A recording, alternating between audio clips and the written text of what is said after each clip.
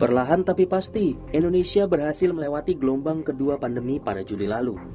Kini, seiring menurunnya kasus, kegiatan masyarakat yang semula dibatasi mulai dilonggarkan.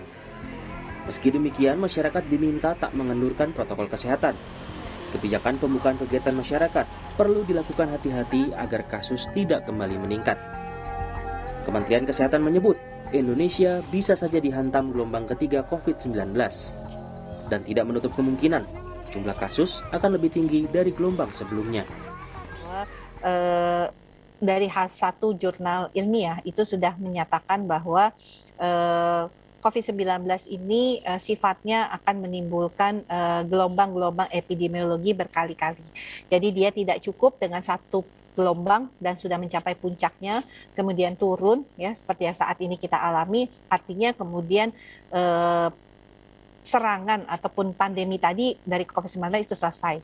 Itu tidak terjadi pada pola penyakit virus COVID-19. Dia akan menimbulkan serangan-serangan beberapa kali, baru kemudian mungkin nanti dengan adanya vaksinasi yang lebih luas kepada seluruh masyarakat, ya bukan hanya Indonesia tapi juga masyarakat global, maka kemungkinan akan terjadi penurunan kasus.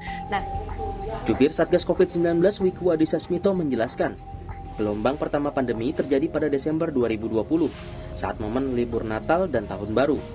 Lonjakan kasus menimpa Indonesia dan belahan dunia lainnya. Namun, ketika dunia yang didominasi oleh kasus dari India melonjak pada bulan April 2021, Indonesia justru sedang berada di angka kasus yang sangat rendah. Sebaliknya, di bulan Juli saat negara lain sedang turun kasusnya, Indonesia justru mengalami lonjakan kedua. Memasuki bulan Agustus, Indonesia sudah mulai turun dari lonjakan kasus kedua, namun dunia justru mulai memasuki lonjakan kasus ketiga, bebarengan dengan beberapa negara yang juga naik, termasuk negara tetangga seperti Jepang, Singapura, dan Malaysia. Percepatan vaksinasi kini memang tengah dikebut untuk mencegah risiko paparan virus corona.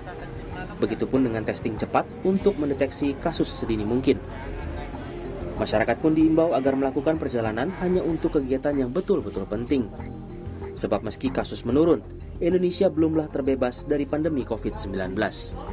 Tim Liputan, Kompas TV.